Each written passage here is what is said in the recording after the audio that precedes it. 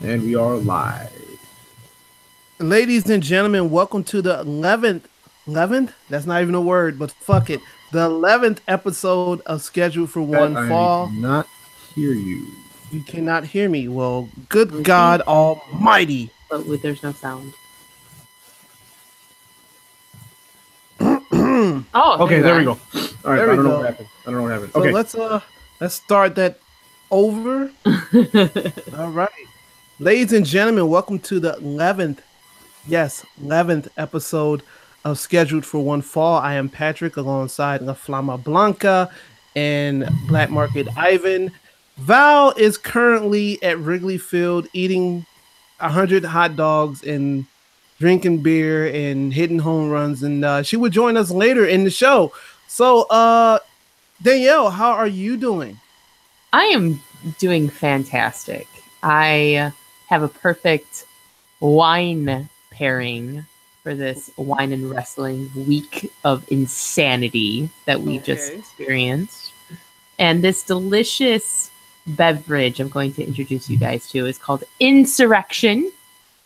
And I definitely picked this wine specifically because there are so many things that happened, but I'm going to just point out one factor that happened at WrestleMania, and it was Shinsuke Nakamura having a blissful moment of turning heel in front of a very amazing crowd.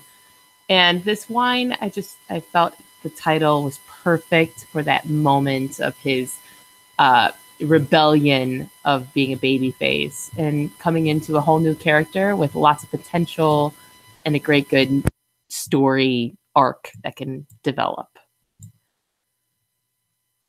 But I'm going to crack this open. Ready? I'm going to have, well, I should say it's a pop. So Let me see if it'll make any sound. Nice. Ooh, okay. Alrighty. Time to pour. Wow. Oh, yes. That sounds very wonderful. Oh, it's gonna be a resurrection. That's yeah. So terrible, but I can't come up with a transition right now. Correction? No, but that does sound like an amazing drink you have there. Sounds like a WWE pay-per-view back in the early 2000s. Oh yeah, the UK, right? It was a UK show. Yeah. I know that I'm not the only one drinking this evening, so why don't you tell me a little bit about what you're drinking? Look, man, it's been a long week. I was, too busy playing, drinking games for WrestleMania, damn near died. So this evening, I'm taking it easy. I am drinking a pineapple hard cider called Ace. Just something light. I don't want to do anything crazy. I think my liver died on Monday anyway. Yeah. I don't think I've ever heard of a pineapple cider. This could be just the Midwest inside me that's knows only of the pumpkin shit and the apple cider crap. Shit. Yes, pumpkin shit.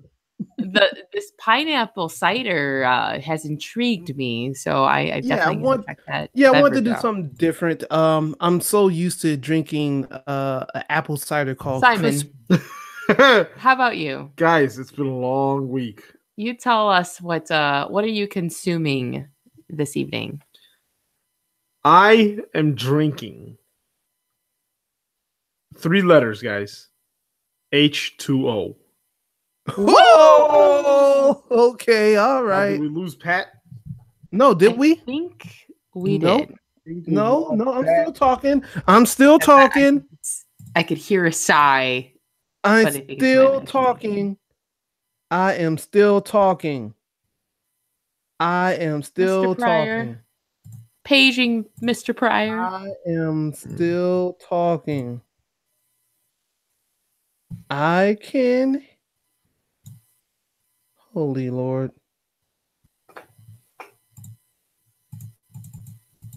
Ain't that something? Ain't that a blip? Ain't that a blip? Are we recording? Good. Yeah, but that's crazy. Good God Almighty. Hello, Pat. Yes, I'm still talking. I'm still talking. Bo I'm still Bennett, talking. Banana Fana, Bo Bennett, I'm still talking. B5, Bo Bennett, You know he's gonna keep Patrick. this let me just see something here. Prior, Bo Prior, Banana Fana, Fo Fryer.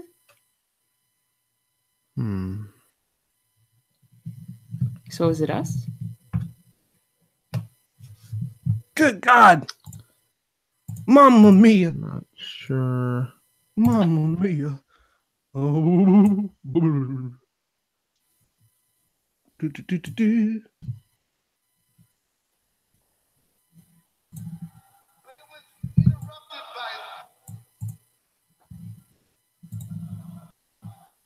Oh, I hate technology. Okay. Oh. I hate Oh, technology. hear you. All right. Wait, I was can you hear talking me? the whole time. Yes. Okay. Wait, could you hear us the whole time though? Yes, the banana, papana, prior, iron. Yes. Yes. Okay, so I'm sorry. I apologize for having to edit. You'll edit that if that's okay. Yeah, we can edit that whole shit out. Okay.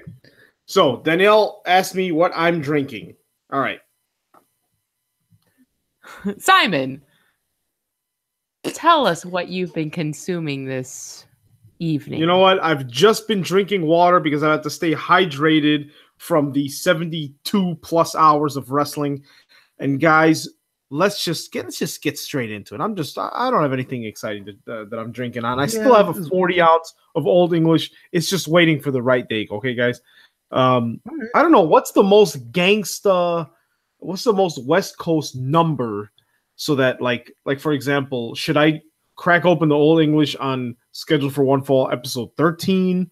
You know, I don't know. I don't know what the most, you know. I was going to say 187, but that's a lot of fucking episodes. Okay, I'll wait. Okay, so guys, try to think of a double-digit number, and I'll crack it open then. So until then, guys, to kick off this huge week of wrestling, there actually was a New Japan show, which we always start with New Japan first since they are ahead of us in time, so they are actually in the future at all given times. There was a New Japan show. It was called Lionsgate Project 11. Now, this is like kind of like their version of NXT, like a showcase. So all of the matches were literally young boys versus kind of like older guys and trainers.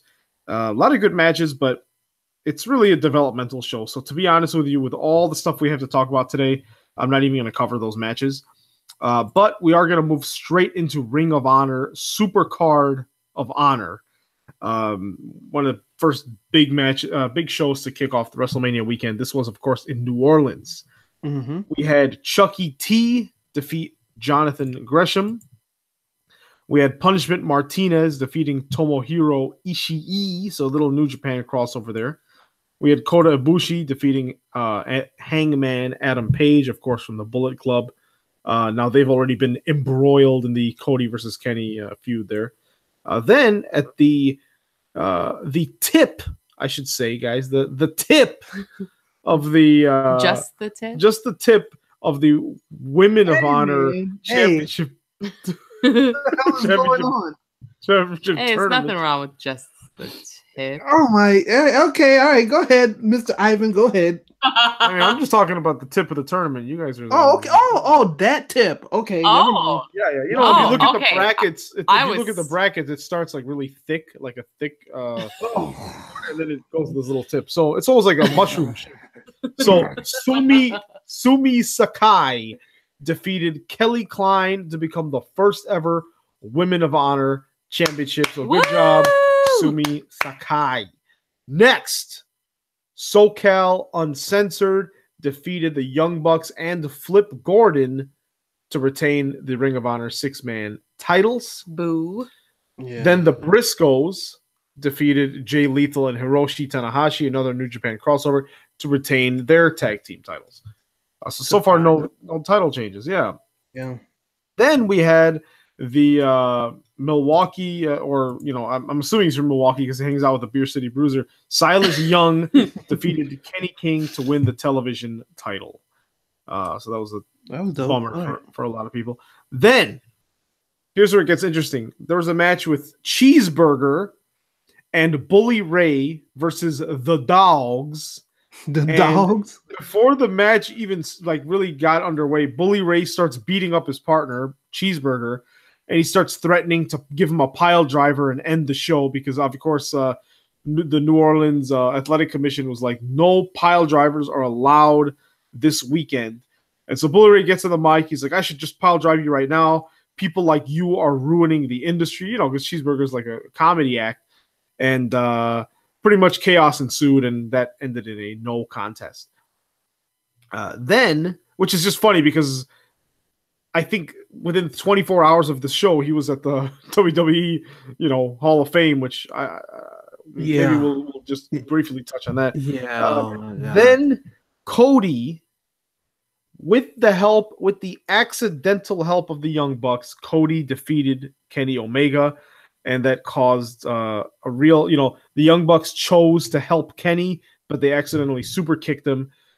Cody didn't see that, so he thought the Young Bucks chose him. There's even a T-shirt that says "They chose me," and it's a further developing the storyline. Yeah, and of course, that all came to a head at Being the Elite episode 100, when Bullet Club the Elite pretty much has dissolved in terms of Being the Elite show.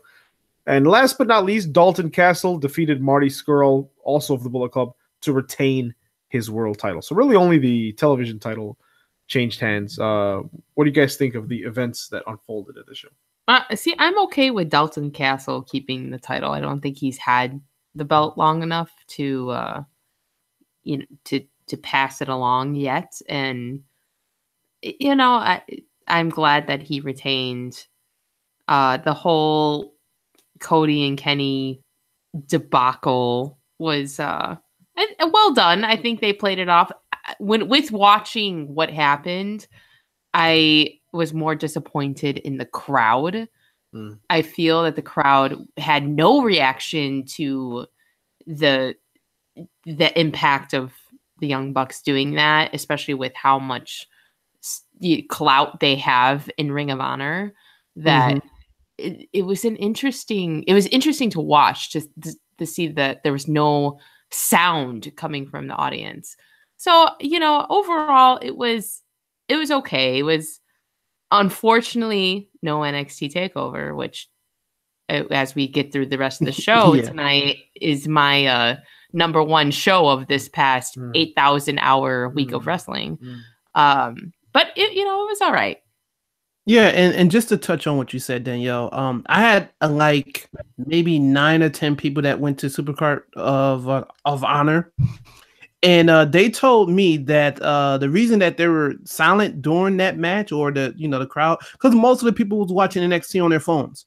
Wow. So I had a couple people that really regretted going to Supercard of Honor, and that's no diss to them because it was a great show. But look, that's like saying, hey, I got this wonderful 30-piece of Popeye's chicken over here.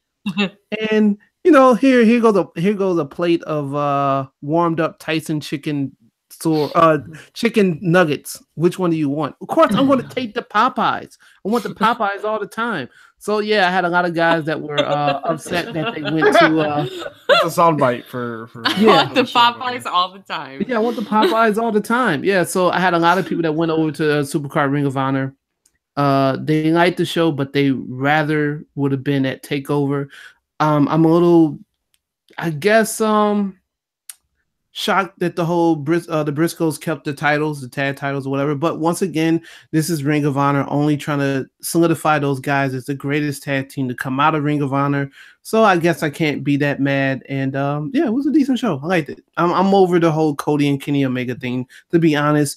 But it does make me look forward to All In, which will be in September, which I think we will all be there. So yeah, that's all I'm waiting for. When the hell are the tickets going on sale? I don't know, man. They better hurry up, man. I'm running out of money. I had money when they announced it. Now I'm running out of money. Yeah. I'm not gonna have enough money to buy the tickets. But that's what I'm saying. What's the strategy? It's usually like 3 months out. So what's 3 months out of September? I should know this because my birthday's in September. But okay, June, July, August, September. Yeah, so June. That's typically when tickets go on sale for major events. So, all right, well, let's just hope that that's accurate. I'm like Ivan. I'm trying to hold on to this money, man. I'm constantly blowing money, and I want to see Okada. Yeah, that's a cool announcement. Just like shit, you know. But yeah, I guess I don't know. But enough with the Super Card of Honor.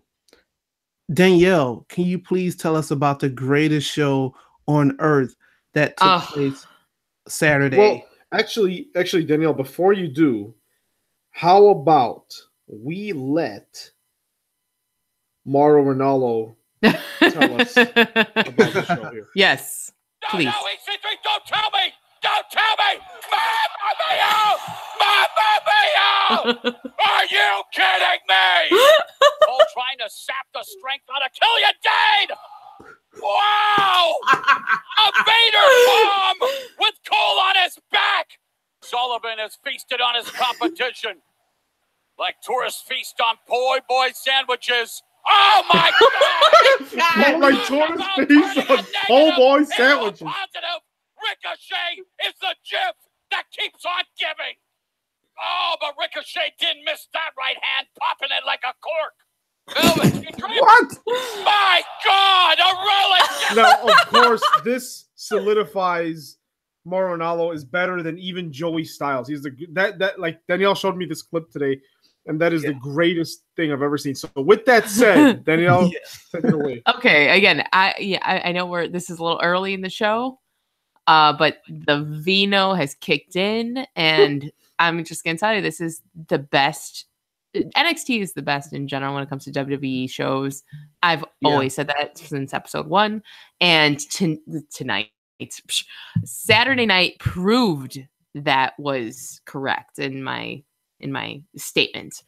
So we started off NXT TakeOver New Orleans with an amazing match, which was the ladder match for the new title between Adam Cole, Ricochet, EC3, Killian Dane, Lars Sullivan, and Velveteen Dream. Of course, everybody knows the spoilers. Adam Cole won that match. Phenomenal. Great way to kick off the show. That was followed by a decent match. It's hard to come down from that type of insanity that went down with this new title match with Shayna Baszler defeating Ember Moon and, of course, becoming the NXT new women's champion. But we all saw it coming. Ember Moon was going to be pulled up to the main roster with losing. If she lost, we knew she was going to get called up. So it was all right.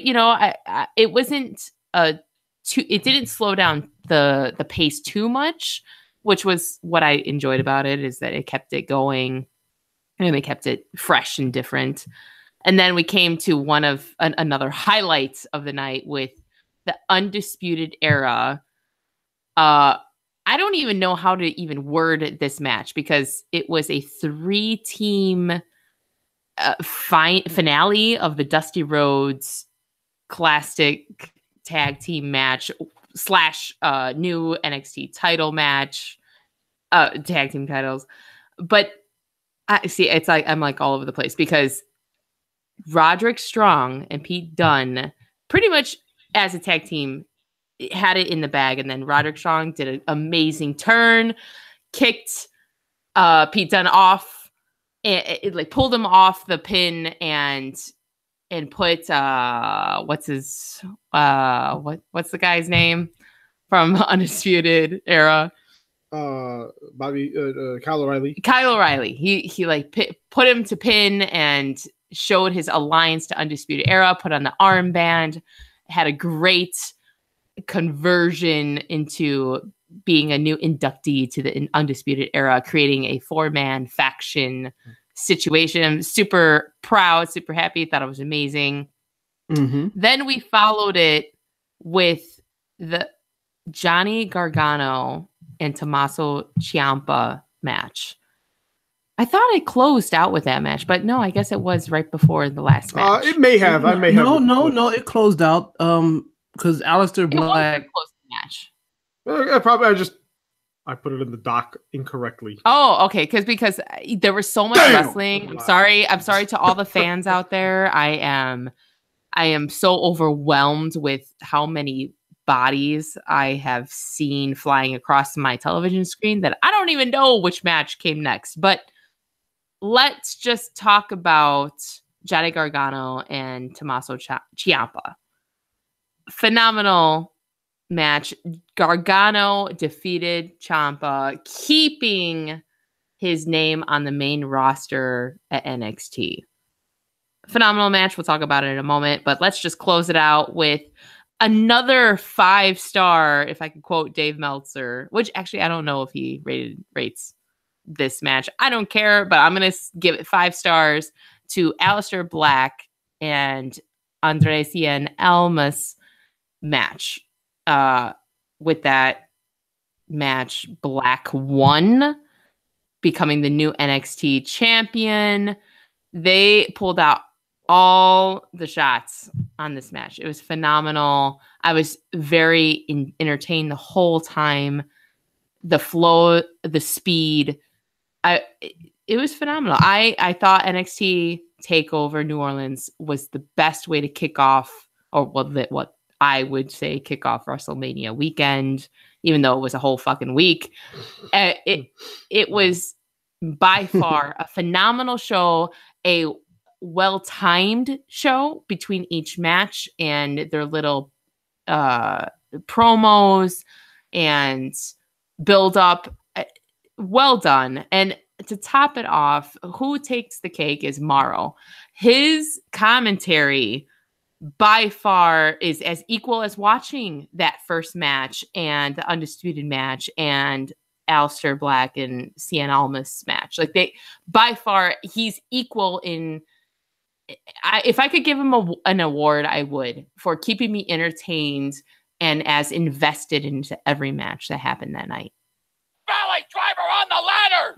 Have to go to a hardware store. They're one nearby because these ladders are being treated well, like the superstars are treating each other. Dane picking up Adam Cole. I mean, that you cannot get hyped and energized without you just can't have. You can't be sitting down in a calm manner while Morrow is commentating. Yeah. Especially for that show. It was phenomenal. I think the main roster people at WWE, especially with how they executed WrestleMania, need to take a lot of tips from how NXT did their show when it comes to just how they structured the matches, how they timed the matches, and throwing shade where it needed to be thrown at certain wrestlers. It was perfect. I don't know what that's what I think. I am very passionate about NXT. So what you guys tell me your opinions. Ivan, go ahead. What do you think? I loved it, man. TakeOver has been every single time there's been a TakeOver, it's been better than the next day's WWE show every single time. And this sticks to it. And this one really felt like the end of an era and the beginning of a new one. So I always like that feeling. And Danielle and I have been talking a lot about how this company needs more stables. Factions like WWE as a whole, and this is proof that they are also behind that. Even though for some reason they just do not want to make Balor Club a thing, and they don't not want to put AJ and Gallows and Anderson and Finn together for some freaking reason. Yeah, I don't get it. But this is at least creating that vibe, and I got a strong NWO vibe from that too. Oh yes. That, like, when I think of Undisputed Era, even down to the music, I feel like that is like the new age NWO. It's great to see Mount Rushmore 2.0 back together in NXT. I thought the ladder match was incredible. The Dark Horse was Velveteen Dream. Doing the top rope elbow from like 40-foot ladder was crazy. I wasn't really big on EC3. He seemed a little sluggish.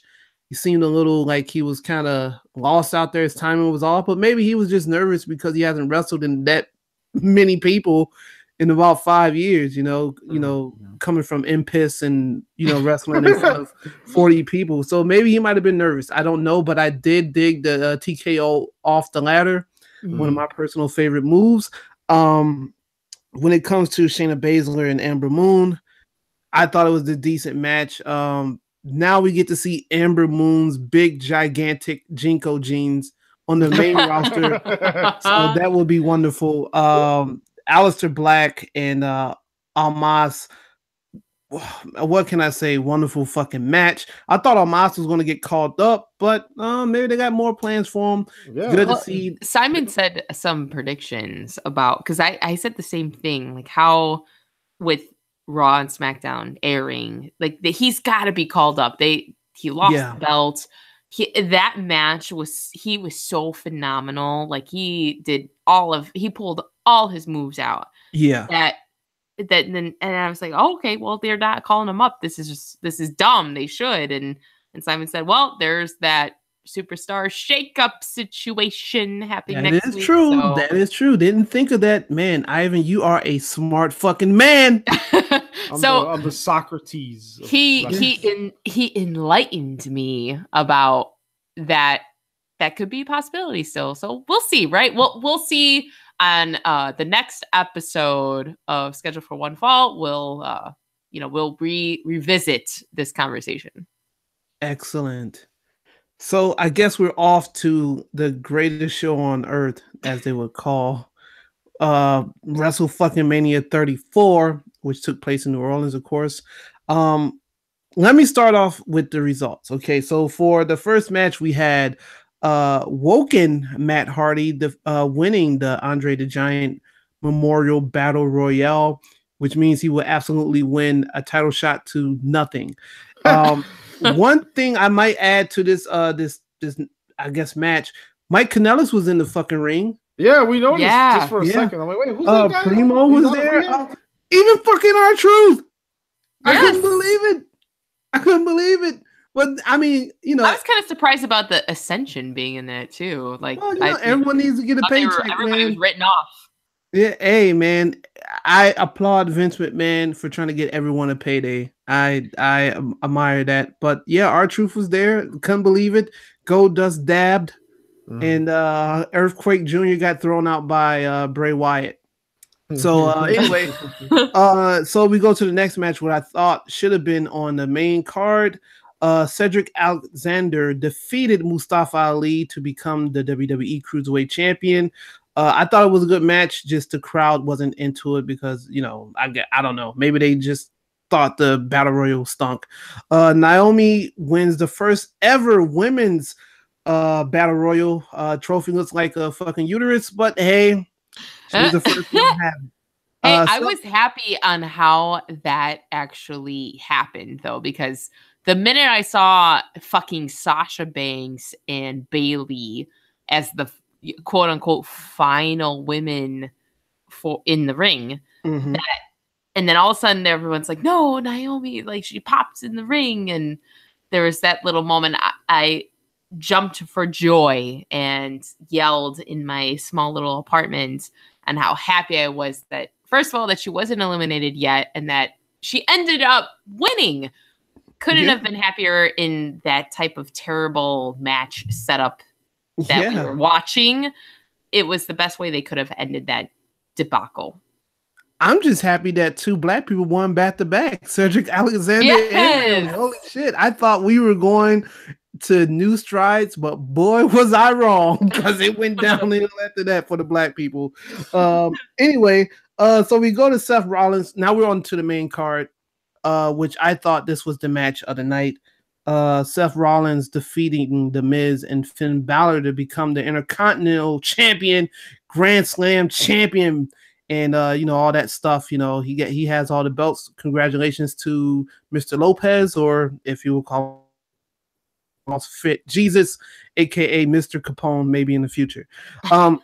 Then we go to Oh wow, I'm not drunk. Did you just say Ric Flair? Yes, I was about to say Ric Flair. Holy shit. Charlotte. Oh, you're gonna have to answer to Val. She's I know. Probably will have some words for you. Oh my god, I apologize. Let me do that over. Okay, the greatest women champion or the greatest women wrestler of our time and possibly all time, Charlotte Flair, shockingly defeats Asuka to retain the SmackDown Women's Championship and also to defeat the streak. I guess New Orleans is just a place where streaks are meant to die. So that was incredible. I actually predicted this. Jinder Mahal defeated Clandy Orton, Bobby Roode, and Rusev to become the United States champion. Now, I thought I indulged in too much Satan spinach, too much devil's lettuce, because Aiden English Guerrero came out with a haircut. Yes. Oh, okay. Yeah. Okay. Yeah, like, Black Market Ivan and I had a brief 2-minute discussion of saying he shaved his head, and Black Market Ivan was like, "No, he did not. It's just slicked back." I'm like, "No, I'm telling you, he shaved his head." And then it took that camera pan around. But see, when I thought about him, I don't think I ever realized he had a ponytail. Like I just thought, oh, he's balding and he has just like the horseshoe of hair. George Jefferson, yeah, and I never. But his ponytail was like comprised of 2 strands of hair, so I never thought about it as a ponytail. But yeah, it's. I was like, oh yeah, I guess he did have. Yeah, I thought that was crazy. That's a good look for him. Now he looks like he's a skinhead. I like it. He looked really like he was Woody Harrelson re-invoking his character from Natural Born Killers. Wait, who are you talking about? Speaking of people who hate Charlotte Flair, Val Capone. Val Capone, welcome to the show, my dear. Wait, who hates Charlotte Flair so I can punch them in their taint? Well, okay. Well, Patrick, why don't you inform her what you are recovering from? Let's do the results and then we'll. Let me finish the results and I will tell Val I made a boo boo. Okay. Okay. What show are we on? Since I just got done working the Cubs game. We're on WrestleMania now. We're on WrestleMania. We're doing all the WrestleMania. Yes. Okay. Like I said, Jinder Mahal defeats Clandy Orton, Bobby Roode, and Rusev to become the U.S. champion. I thought that was okay. Next match, and I was fucking surprised with this. Ronda Rousey and all right. Ronda Rousey and Kurt Angle defeat Stephanie McMahon and Mr. H. Okay. I never want to see Kurt Angle ever wrestle again unless he's off of pills. I don't want to see it no more. I'm sorry. I know that's sad to say. Just don't want to see Kurt Angle do that anymore. We move on to the brothers. I guess the new brothers of destruction. Harper and Rowan. They defeat the new Pat. You didn't correctly say their name. The Boge brothers? Yeah. There we go. Okay, the Boge brothers. They defeat New Day and the Usos to become the SmackDown Tag Team Champions. I like this move. I thought it was the right thing to do. Then next we have John Cena in the ring. He comes out, he's like, "Come on, Taker!" Referee comes out, informs him that no, Undertaker's not there. The lights go out. Elias. I'm praying thoughts and prayers to Elias. He comes out. He, obviously trolls the crowd. He gets in the ring. John Cena beats the shit out of him. Then they play the music, whatever. He walks up the ramp. Lights go out again. Here comes Make America Great Again, Undertaker. Not as a badass. He didn't come out as a badass. I thought that was shocking, but it made he came out to his giant dong. Yeah. Whoa. What show is this? Jeez. All right. So he comes out, and I kind of figured he wasn't going to come out on a motorcycle because we just had Triple H and Stephanie McMahon come out with the Sons of Anarchy, and they, rode them to the ring. So squash match. Undertaker defeats John Cena in like 5 minutes. Only took one bump. Probably got paid $300,000 for that. So good job, Mark Calloway. The next match, Daniel Bryan and Shane McMahon, they defeated Kevin Owens and Sami Zayn. Kevin Owens and Sami Zayn are no longer part of SmackDown. They have been fired or not reinstated or whatever you wanted to say. Feel good moment right here. Nia Jax defeats Alexa Bliss to become the Raw's Women's Champion. I loved it. I almost cried. I'm not going to even lie. I almost cried. I thought it was a great moment. Then we go to AJ Styles defeating Shinsuke Nakamura to retain the WWE Championship. We'll discuss that in 1 minute. My who gives a fuck match of the week, Braun Strowman and Nicholas, who happened to be John Cone's son, defeat the Bar to become the Raw Tag Team Champions. I have my opinions on that in a second. And then the last and the main event, Brock Lesnar defeats Roman Reigns to retain the Universal Championship. Let me just run through what my thoughts are on these matches, and then we'll go down the line. First of all, like I said, with Cedric Alexander and Mustafa Ali, they put on a great show, told a good story.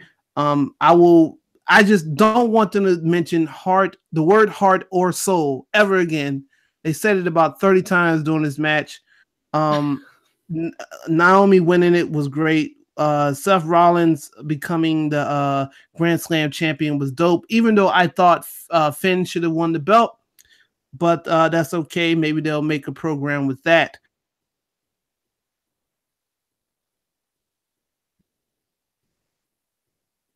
Pat, I think we lost. I called Charlotte that Ric Flair defeated Asuka.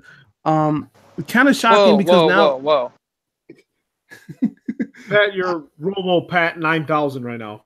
Oh, am I okay now? Boop, boop, boop, boop. I think you're okay. It might be I'm sorry. the phone going into the Wi-Fi or something, but now it's good. Yeah. But well, stupid fucking internet. Damn it. Like I said, I'm so happy with Jinder Mahal being the U.S. champion. This gives a little more time for Rusev to become the face that he is, and I believe he will be the next U.S. champion. Ronda Rousey, her moveset is incredible. Obviously, she was in the ring with people that protected her and kind of, hit her flaws.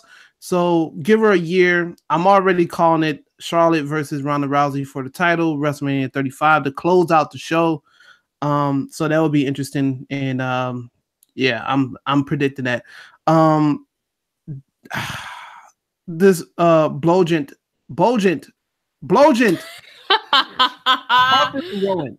Those guys. Like I said, what language match. Was that? I don't even know. This is this pineapple cider talking to me. It was okay, Matt. Undertaker, obviously, I don't give a damn if we see him wrestle again, but it was announced today that he is wrestling again. So well, I guess we just gotta wait and see what happens with Taker. Nia Jax, Daniel Bryan and Shane McMahon. Hopefully, don't have to see Shane McMahon in the ring anymore. You've done your service for the year. It will be very interesting to see El Generico pop up in the next few weeks. I posted a tweet. When was it? I think it was yesterday. Yeah, yesterday, because I don't know what fucking day it is. Pro Wrestling Tees had a sale on all El Generico stuff, saying that they were taking all their shirts offline. So that could only mean that El Generico is probably doing something in the WWE and they can't sell the El Generico shirts. That's why they were giving them away. So it'll be nice to see El Generico. And with Kevin Owens, I hope he goes back to NXT, seeing that, it didn't work out on the other show. Nia Jax, like I said, wonderful. Wonderful. I thought it should have been a squash, but the match went on longer than it should, but I still enjoyed it.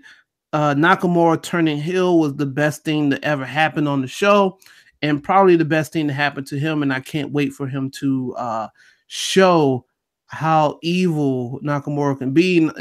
And when I say a heel, like they're not gonna have him do racist shit, like come out with chopsticks or like dumb shit like that, or wear a Raiden hat. Like he's God. Gonna he's I think they're gonna do pretty good with him. I thought the Bar losing the titles were stupid. You know, I guess whatever. And Roman, whatever social media, Dave Meltzer's giving that match 0 stars. Yes, yeah, and can you give it negative stars? Yeah, I would, you know, and like I said, I get it. Anyone can be a WWE champion. No, you have to know someone in the WWE to be a champion, you know, because it's not like it was just a random 10-year-old kid they found in the audience. It was one of the co-workers' kids. So whatever about that. Brock defeating Roman Reigns. At first I didn't like it. I thought it was a great match, but I think in the long run, I don't know what's going to happen with Roman. He can't get over. The crowd is not liking him, even though I know there was 20 beach balls during the main event. They at this point, Roman Reigns is just going to have to start fucking twitching him playing video games or something, Fortnite or something. I don't know, to get the crowd behind him. Well, I mean, they started a "This is awful" chant. Yes, I've never heard that. I've never ever heard "This is awful." I've heard boring. I've never heard "This is awful." I was shocked. And it was a great match. I thought it was a great match. I mean, when we get to our Raw segment, let's revisit the Roman Reigns topic because I have some words. Well, that's all my thoughts for WrestleMania. WrestleMania is too fucking long. Okay, that's one thing. The Hall of Fame. Agree on that. The Hall of Fame is too fucking long. Like, just look. I miss it when WrestleMania was like 4 hours. Yeah, it was like 4 hours at the most. It was perfect, and they didn't put every single belt on the line, and they didn't have like stories that didn't have belts. Even though it was great to see DB back at WrestleMania, that match did not need to be on WrestleMania. And I mean, you don't need to have every single belt. That's what Clash of Champions was and things like that. Yeah. You know what I mean? I mean, WrestleMania should just be like the absolute best matches, the best storylines, the best superstars. I don't know. Correct. I mean, I thought honestly, it was one of my favorite WrestleManias ever. I'm not going to lie, but it was 7 hours. Yeah.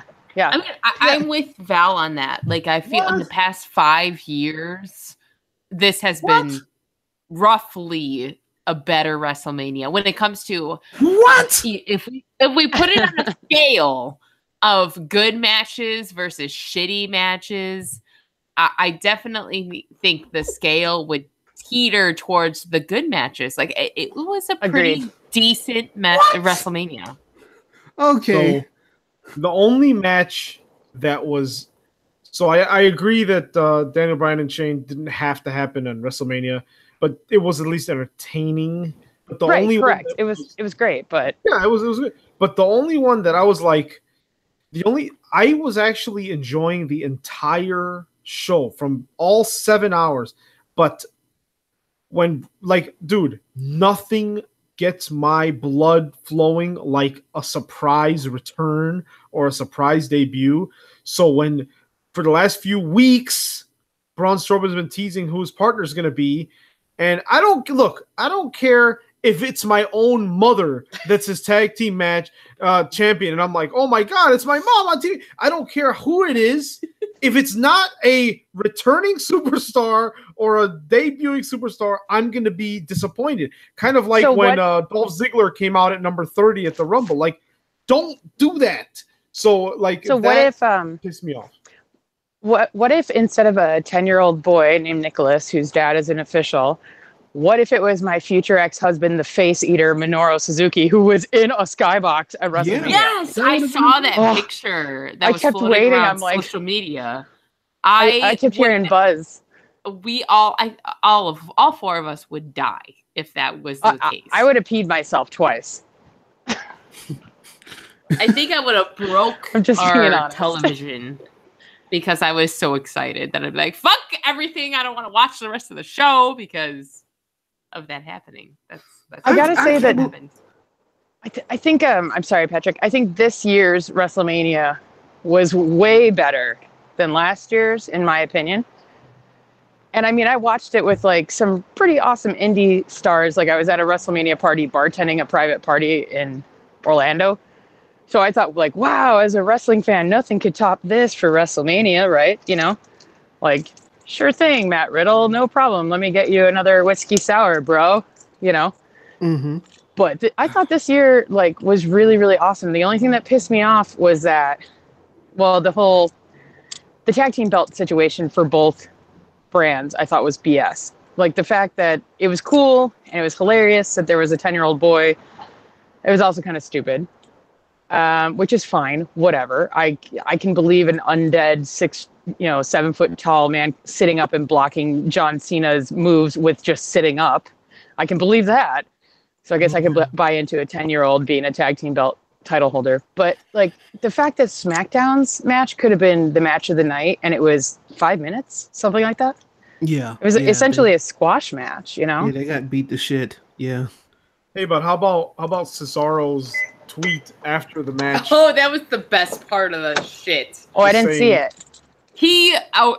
Okay, so immediately after that segment happened, I shouldn't say that. Not immediately. After the show ended, I went on the Twitter, and as I was doing the scrolly scroll game, Cesaro popped up saying, "Stupid kid, #WrestleMania." And I thought that was the best tweet I've ever read about WrestleMania. That tweet was better than that WrestleMania. I can't believe you and Val said that was one of the better WrestleManias. Are you both on narcotics? Hey, Pat, I'm putting a timestamp on this. Like in the past 5 years, this was the best WrestleMania in the past 5 years. This one was better than last year when Jeff and Matt returned. Oh, yes. Okay, I'm not taking highlights away. That was amazing highlights of WrestleMania. But if we talk about, again, let's rewind to like 10 minutes ago. If we put all the matches on scales, what would it teeter towards? And there was a lot more great matches than all right matches. All right, that's all right. I think it also depends on what you're looking to see. I mean, I wanted to see Nia beat the shit out of Alexa, and she whooped Mickey James like a rag doll. Like, yes. I mean, I wanted to see that, and I saw it, and it was awesome. And watching Nia, who worked really hard, and over the last year plus since she got called up in the Superstar Shakeup, Shakedown. Sorry, she worked really, really hard, and she did great, and it was awesome, especially to put all that BS of how big she is to rest. You know what I mean? Yeah. And it also gave a great opportunity for that Monday night call-up scenario. But I mean, I thought it was great. I thought it was overall really good. I actually really enjoyed the Roman Brock match. I thought, like, hopefully this will help Roman get over, because he was gushing like his name was Stone Cold Steve Austin. You know what I mean? It was just beautiful. It was like a horrifically morbid scenario where you're like, oh, did he blade? No, he didn't blade. Blading's illegal. Oh God, how much is he bleeding? Like, it was just really cool. Mm-hmm. Shinsuke turning heel was gorgeous. Absolutely. That match was a little lackluster, but I think it's because people build it up so much in their own mind that they expect it to be X, Y, and Z, and maybe it's just a little bit different, you know? Yeah. Obviously, I was ecstatic with the outcome of the Charlotte Asuka match. I would have been happy either way, but I was overjoyed and like legitimately stood up and screamed at the top of my lungs at the viewing party I was at, to the point where every single person in the room looked at me and I was like, I fucking love wrestling. Yeah. And I also had tears in my eyes because it was just so beautiful to see such a great match. Although, why the F was it number 2 on the card? Duh. It should have been way later, or the very first match. Where the Braun match was. I think if they would have flip-flopped, I think WrestleMania would have been way better. Yeah. I mean, I thought the pre-show was probably one of the best pre-shows we've had for any pay-per-view pre-show that I can remember. Mm-hmm. You know, full on every superstar you want to see, male or female, because of the dual battle royales, plus our home slice taken on Seti said. Like, I just thought it was beautiful. I thought it was wrestling. I thought it was perfect. I was very upset initially that it was on the pre-show, and then I talked to a few friends about it. I'm like, wait a minute. No, because that pre-show is being aired on USA Network. So how many millions of people Oh shit. are going to watch that maybe wouldn't have seen our boy Boombae do his high flying routine? And I agree, I never want to hear Heart and Soul again, ever again. Boy, did they drive that into the ground in like a week and a half. But I mean, I just thought there were so many golden moments throughout, and so many moments where I went, oh, as a fan. And you know, I really regretted not being there, but I also like being employed. So I had to work on Cubs opener that got snowed out, by the way. I'm still pissed off about that. Fuck you, Mother Nature. Next year, I got to make it happen. And absolutely was so proud of and happy for both Ronda Rousey and Stephanie McMahon. I thought they both performed really, really well. Kurt, I don't know how to feel about Kurt. I kind of agree with you. I just don't want to. I just feel like, but I feel the same way with The Undertaker. Like, I get why they want to cart him out for the nostalgia and that we grew up with them and everybody loves them and they're phenomenal athletes and astounding performers. But at a certain point, when does that legacy go sour because people start to feel bad for the fact that you can't do what you used to do? And I'm saying that after like a 14-year career in my own sport. So I understand not wanting to retire and not wanting to hang up your boots or hang up my skates, you know, like, but at a certain point you have to go, is this better for The Undertaker or is this better for Mark Calloway or is it better for both or whatever? You know what I mean? I just thought that match was garbage. I never want to see Kurt wrestle again. Well, I mean, I saw him at TLC and he did decent. This time around, it's really hard to do decent and look excellent when you're in the ring with Triple H, who is honestly not one of my favorite wrestlers. He's one of my favorite superstars, but not one of my favorite wrestlers, if that makes any sense. And Ronda Rousey, who was fucking awesome. And I'm so glad because hopefully they'll tell the haters to shut the hell up and give the girl a chance to grow in a new arena. Because she never had to talk on a mic before. She had to put a hoodie up and look intimidating, and she was surrounded by people, and then she just had to bludgeon people to death. And she did such an amazing job, I thought. Her moveset was sick, like you said. I was very impressed with that match. That was probably my second favorite match of the night to, of course, the ladies for the SmackDown title. But I had a great, every single match had something that I truly, truly, truly enjoyed. Every single one. There was only a handful that had things that I wasn't like, fuck yeah about. There was a handful of matches, like the tag team title belts for both brands, the Daniel Bryan, Sami Zayn, you know, and I absolutely love Sami Zayn and I love Daniel Bryan. And I was so worried as somebody with Crohn's disease, I was so worried about Shane McMahon. I don't know. I thought the whole night overall was really excellent. So I can't even wait until WrestleMania 35. You have no idea. I've already started saving money for it. So speaking of WrestleMania 35, we got to start building up for WrestleMania 35 by starting the WrestleMania after Raw. Hopefully, you know, with all this new shit that's happening, this is the beginning of season 27 or whatever the fuck 26. Simon or Black Market Ivan, shit, that is the beard talking to me. Shit. I'm going to run down the show. Yeah, let's do it. I'm going to run down the Raw after WrestleMania, and then afterwards we'll discuss our thoughts. So first we had the Ronda Rousey and Stephanie McMahon segment where Stephanie came out and tried to take credit for Rousey's success. It was very entertaining, and of course we'll come back to that. Then backstage segment, Braun Strowman and Nicholas relinquished the title, the Raw Tag Team titles because, and I quote, "He's in a fourth grade, for God's sakes." I don't know if that was supposed to be Braun Strowman or Vince McMahon. Then we had Nia Jax and Ember Moon, the return, the debut, the call up of Ember Moon defeating Alexa Bliss and Mickie James. That's going to be an awesome team, an awesome group. No Way Jose also debuted, vanquishing local talent with his. What was that giggling in the background? That was me laughing at No Way Jose. I can't believe they called him up. Holy shit. He vanquished John Schuyler with his dance offense. Then Kurt Angle announced a tag team eliminator tournament to face the Bar for the newly vacated Raw Tag Team titles. And of course, that was the Revival defeating Gallows and Anderson to advance. Then we had a match, Mandy Rose versus Sasha Banks. And of course, Bayley is still kind of out there. And Bayley and Sasha Banks have this eternal feud that's not entertaining to anybody, that keeps interfering in all the matches. Then Agreed. Paige comes out, and look, and we'll talk about this, but it's not a trivial thing when someone retires. That's a big deal. But I think she should have waited a week or two to announce this, because, and obviously we'll get to the SmackDown announcement too, but it just felt like if someone calls you, you're on the phone with them for an hour, and then you're like, all right, man, hey, I'll let you go. And they're like, oh, hey, by the way, I'm dying. What? It just seemed so tacked on to an already overflowing weekend. But she's announced her retirement due to her neck injuries, and various other injuries.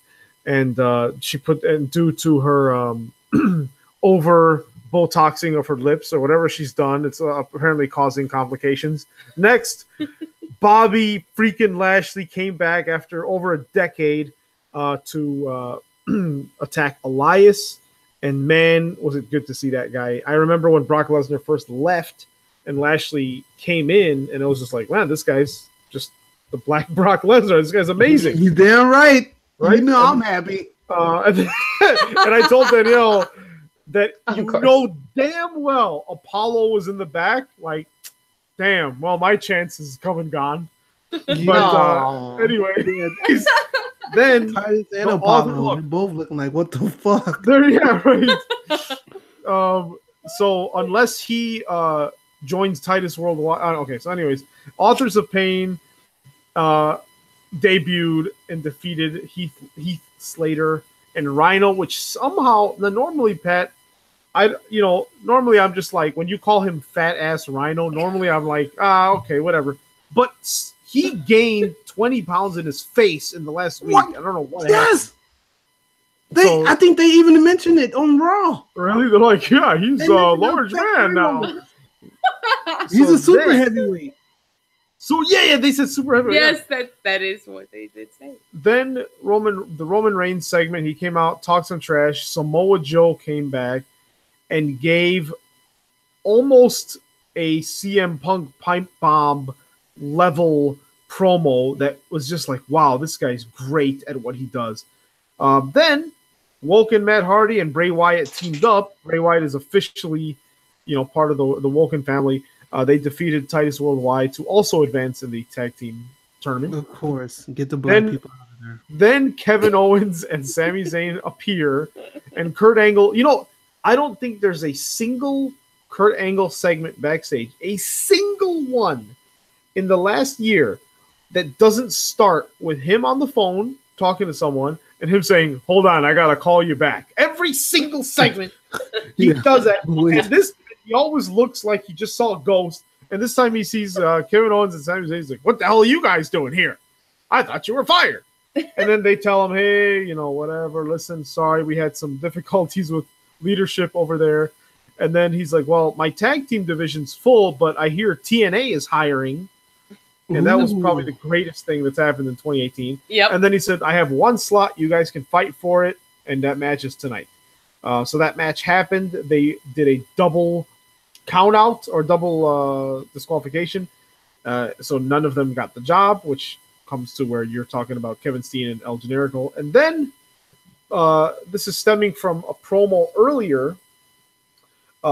Rollins, Balor, and the returning Jeff Hardy defeated The Miz with the Miztourage. Now, this is stemming from a promo earlier in the show that was probably the moment where I realized, and I think Danielle did too, I think I realized, wow, The Miz is very entertaining.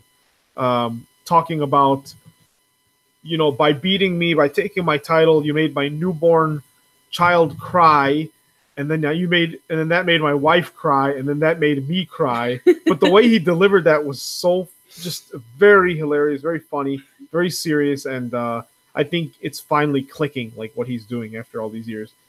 So, with that said, Val, did you watch Raw? Yes, I did actually. Think? What are the highlights? What are the highlights for you? Geez, there were so many. Where do I even start? I don't know. It's kind of like the week after the Raw after Mania is one of those. It's almost Christmas Day kind of next day. Like, I don't know. It's like overwhelming and awesome to watch. I don't know how to explain it. It's like Christmas Eve and Christmas Day, but that doesn't actually make sense. I was really stoked about the opening segment. I thought it was really good, and to further that storyline, although I hope that storyline no longer involves Mr. I Seen a Ghost Angle, which that is amazing. And when you said that, I almost spit out the water I was drinking, Ivan, just so you know, because he does look like he just saw a ghost. But I don't know. I was sad about Paige. It was hard to watch, honestly, because I was cooking dinner and I had to like stop what I was doing to focus. I don't know. I thought overall it was a really great show. I almost burnt my food because of Bobby Lashley's return. I was so excited I stopped focusing on what I was cooking. Overall, I really dug it. I thought it was great when Braun was like, well, we have to relinquish the titles. He's in 4th grade. He's got school. Like, I just thought it was really fun and really silly. Scheduling conflicts. Yeah, scheduling conflict. Yeah. I don't know. I thought overall it was pretty decent. I'm really in agreement with you. I don't really care, which is sad, about the Bailey Sasha thing. Like, I just don't care. I just think it's boring. I want to see Mandy Rose and Sonya Deville excel more than I want to see Bailey or Sasha excel, which I can't believe I'm saying that. I don't know. Overall, I was really excited about it. I love everything about Finn and Seth Rollins. I hope that they don't get split up because I want to see that dance keep happening. I like Miz coming out talking about his daughter. I don't know. It was good overall. I thought it was a very enjoyable and entertaining and fulfilling. You know, it was kind of like the day after Halloween. That's how we look at it. Halloween is so awesome. And then the next day you're like, man, I can't believe it's over. But all the stores have Halloween candy for 50% off. So it was like the kind of joy that I have on November 1st. That's how I felt about the Monday after Mania. But it was good. It was very it was satisfying, and it definitely set the tone for the next season, as Pat said. One more thing I totally forgot to mention. The saddest moment on this whole, and I am dead serious, was the Authors of Pain forsaking Paul Ellering.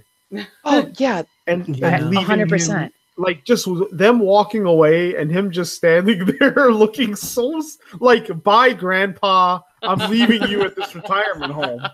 Oh no! Why? Because you know that's so sad. That is so sad. You know he's not going to do anything else. Like, that's leaving it. He's you at the retirement home, aka the ring. Like, he's probably going to die soon. Wow! They killed him. Damn! They killed him. Akam and Razor. But yeah. What do you think what do you think is gonna happen with him? Because everybody was saying, oh, he denied, he declined, I should say, he declined working with them on Raw because he doesn't want the full-time travel schedule, which in my brain makes sense because he's not exactly a spring chicken. Yeah, but Rachel Ellering, apparently his daughter, she went on record on Twitter and said that's absolutely not true. So now I'm wondering, like, wow, did he just not get offered a full-time gig, and if so, why? Or prediction alert, Patrick, I need you to add a sound effect. Sound effect. What the hell? Sound effect. What? He's gonna manage whoever their next rivals are. Oh, so Evercode and Primo. Can't wait. Oh no! Up to Puerto Rico, where the sun is all shining. Where I don't want to buy a timeshare. It's kind of like a retirement home. I mean, yeah, I don't know. See, it works. Go ahead. It is, Florida. No, the Shining Star repackaged the Shining Stars where they're trying to sell timeshares in Florida, and he just runs a string of retirement homes. There we go, perfect. And he drives a golf cart around, and he has like pops in his cooler, and by pops I mean like Seagram's Light or something like that. Yeah. Terrible. I mean, okay, so like I was saying earlier that we should, we'll revisit the Roman Reigns discussion when we talk about Raw. And that time has came. So the only thing about Roman Reigns that is enjoyable is to see him get annihilated on the mic by Samoa Joe. That was my favorite part of this Raw after WrestleMania moment, or the whole episode, the whole show. To me, the best moment was Samoa Joe ripping him apart and saying, "Hey, at Backlash, I got you." Like I loved every moment. There was so much indie promo, Paul Heyman element in his delivery. I love Samoa Joe, and I'm so happy he came back, and I'm glad he came back at this episode versus WrestleMania. Anyways, I just hope that when Samoa Joe and him are in the ring, that he just destroys Roman Reigns and makes him the little bitch that he is. So look, we gotta stop disrespecting Roman Reigns.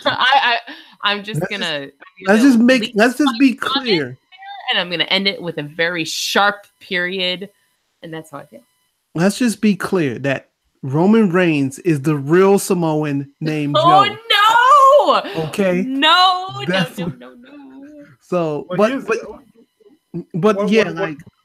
Go ahead. So my two things I'm taking away from, I'll just talk about the Paige situation. If you reference back to the women's battle royal and she was doing like commentary, I can tell that she was very annoyed to do that. Like she didn't want to do that, and then you had stupid. I think it was Corey Graves or someone was like, "Oh, Paige, I know you would like to be in the ring in the women's battle royal," and she's like, "Yeah, of course I would love to be up in there. What do you think, you dumbass?" Like that's kind of what she wanted to say, and to see her, retire sad. But what's even sadder is Bobby Lashley's eyebrows. Oh yes, can we please talk about that? Just 30 seconds. Okay, are they threaded? Are they tattooed? Are they microbladed? What the fuck is happening I think it's a Sharpie. It's a Sharpie thing, yo. Yeah, like I was gonna ask you, Danielle, because I know that's like your expertise. But yeah, I don't know if they're tatted. If I just eyeball it, which is pretty much all that I can do, because I was trying to pause and figure out what the fuck was happening on his face. To me, it looks like a really botched tattoo job, and the guy needs to go to a microblader, which I can give him some recommendations. Like, shit, I will fucking draw his eyebrows in. I will do it for free. Like, call me. I will help you out with the brow situation. Okay. He brought the piss pack makeup. He brought the piss pack makeup crew with him. Yeah. No, actually, that's even wrong, because the knockouts in Impact have pretty crazy makeup, actually. So yeah, they actually look. Yeah. So Bobby Lashley, I don't know what the fuck is wrong with you, dude. I won't say it to your face. I'm gonna put an early nomination into the Chicago Penitentiary, and a photograph of his eyebrows. His eyebrows. I'm nominating. Okay, y'all. I'm nominating. I feel like his brows for Chicago Penitentiary. Submit at this point. I just feel like you don't even need to put a picture. I think the Chicago Penitentiary is really more a feeling and an essence and a spirit than an actual 2x10 cell. So it's just like, it's larger than life. It's kind of like bigger than parts unknown. My dog agrees, as you can hear. That was her. Thinking about Bobby Lashley's eyebrows. I thought that was my stomach for a minute. That was my little reaction dog I had when I saw him on screen. I thought it was the heart and the soul. Oh no! Yes. Holy shit. I think that Bobby Lashley's eyebrows definitely solid nom for the Chicago Pen. Okay. Danielle, tell us what happened on SmackDown, will you? I'm so distracted by these cute puppy sounds I hear. I mean, and no disrespect. I'm sorry. Walk. Oh, I love it. Okay. In a good way. SmackDown post WrestleMania starts out with Shane McMahon coming out and giving a whole spiel about, how the fans are great and the show was great, yada, yada, yada, and announces the next GM for SmackDown, which happens to be, and to me, it's too soon. Wait, hold on. Hey guys, that's Paige. I feel like it's like Paige here. Yes, there you go. I'm sorry, Pat. That was really loud into the microphone. I apologize, but those promos for the fucking movie that she has coming out. Oh, you know what? That movie's gonna stink. I think that's the only fucking scene they shot. To be honest, right? Exactly. Everything about it. Her makeup. Okay, again, y'all know I do makeup for a living and been doing makeup for a very long time, and the lip situation and the brow situation, there was just too much going on, and to the point where Simon had to send me a picture of Dr. Frankenfurter from Rocky Horror Picture Show. From Rocky Horror. Yes, and then a side-by-side picture of her, and it's identical. I'm sorry, I hate saying that, but it's true. You're right. So, anyways, I digress. SmackDown started out with Shane McMahon inducting, because I don't know what other word to use, Miss Paige, who just retired less than 24 hours ago as the GM for SmackDown. I was very disappointed. I think they could have gave it a couple weeks at least. Let us miss her for at least a moment. Shit. Anyways, now that I've gotten all that out, Hi guys. I'm going to move on to a match between the Usos and the New Day to become the number one contender at the greatest Royal Rumble for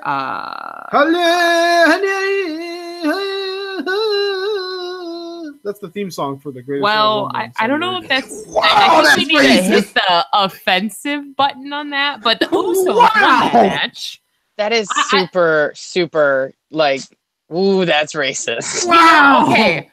Okay, let me be the person on the outside. Simon, Mr. Black Market Ivan, is half Middle Eastern. So it seems like Simon's half everything.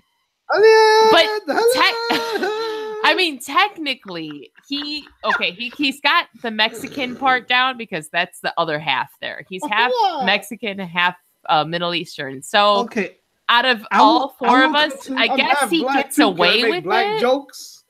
Excuse me. But no, I will come to Black Market Ivan's defense.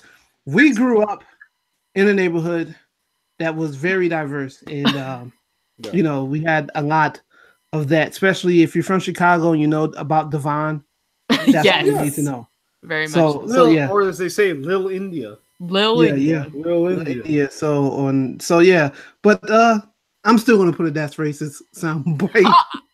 Pat, I'm with you, and even though I embrace that he is a beautiful half and half Middle Eastern Mexican man, pretty much mixed with everything. I mean, I love that, but he's the only person who can get away with what just happened. So, anyways, let's go back to what I'm saying. So the Usos did defeat the New Day on that, and we're gonna move on to a piss break, and I hate saying that because it's the women's wrestling moment of the show, and I love Naomi. I'm all about Naomi. I love that they're pushing her again, and she defeated Natty, aka Natalia, and it was avoidable.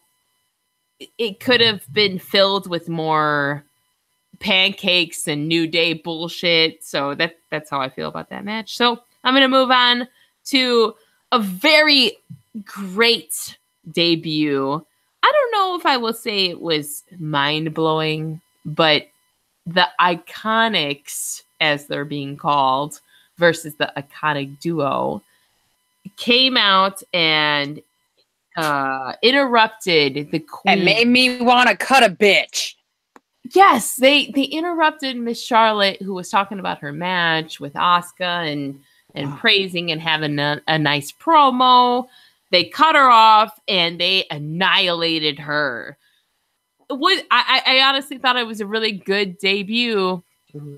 I don't know how everyone else feels about that, but if you're going to come out as great heels on a new roster and a new show, they did an excellent job. I was proud of them. bravo, girls. I hope this Iconics element that they're going to build goes into a bigger faction as they're doing with Riot Squad. And, we'll see what happens. But let's just talk about that moment when Carmella decides to cash in her Money in the Bank. It's awesome. After they destroyed Charlotte in the ring, and of course Carmella, because that's what her character is. She's good at seizing the moment. Garbage. She seized the moment, and I'm sorry, I was kind of pissed off at the ref because he kept saying, "What do you mean? What do you mean? You want me to cash in? Should I cash it in?" Oh my God. There was an unnecessary 30 seconds to a minute moment of that we had to hear her screech. That was the worst part. Like, I get it. The worst part is her saying, "It was cool that she." It was outrageous. Oh my God! And also, how many times is she going to pick her unitard out of her butt? That's just. I didn't notice that. I wasn't going to mention it. Girl, don't wear that shit if you're going to pick it. Just let it fly and be proud of how you look, because you look good. Yeah, just embracing the moment, right? Yeah, I agree. But she cashed in and she pinned Charlotte when she was down because that's Carmella and that's how she wrestles. She plays dirty. I don't mind it. Let's remember, it was she didn't pin Charlotte when she was down. Charlotte could barely stand up. Like, I agree with you, even though it killed me and my love for the Queen. I mean, nothing will kill my love for the Queen, clearly. But, I mean, the Iconics, which is so stupid that they're not calling them Iconic Duo, BT Dubs. The Iconics beat the duff out of her, and it was actually pretty awesome. And Charlotte sold it really well. It was perfect new beginning for the non-NXT neckbeard Lady Mark crowd to know who the Iconics are. I thought it was rad as hell, even though it hurt my beautiful Queen. And by the way, did you guys notice that Charlotte looked like Castaspella, like one of She-Ra's best friends, when she came down the ramp at WrestleMania, and then she wore the cape with the back piece again? It was brilliant. Look up Castaspella. Awesome. I'm not even joking. It was. I'm not even joking. Gold holographic. I'm all about. Yeah, anything Castaspella with blonde hair. I love it. It's phenomenal. But the fact that like Charlotte literally was dead weight and they couldn't even pick her up into the ring, that was so great. That whole sequence, everything, just the beat down, Charlotte selling it, even Carmella cashing it in, even though it hurts my heart because it kind of negates the awesomeness of Charlotte breaking the streak, by the way. Yes. But Charlotte could barely stand up. She got kicked once and then she was done. I mean, it wasn't because Carmella beat her. It was because the Iconics beat Charlotte so bad that Carmella, as you said, seized the opportunity. Okay, calm down, Yippee. My dog is freaking out because she hates Carmella too. Yeah, it was just like, it's infuriating that this whole build up to the title versus the streak got tossed away in a moonwalk, Yeah. But on the plus side is that this whole moment creates okay, so I have a couple thoughts on that. So it creates a future questionable feud, if you want to say. But then a part of me thought, okay, the superstar shakeup bullshit's happening next week. They're going to throw Charlotte back to Raw, right? That's what I think that's going to happen. I think they want to keep her away from Ronda so they can build to 35 when I'm sitting in the front row, because that's where I will be.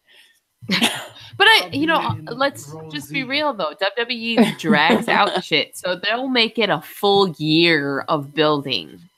So I mean, that's my gut feeling says they had this moment to make her lose the belt so that they'll throw her back onto Raw and put her in a couple non-important feuds that'll build eventually to WrestleMania again. That's I'm my worried gut if they're feeling, doing, but we'll see.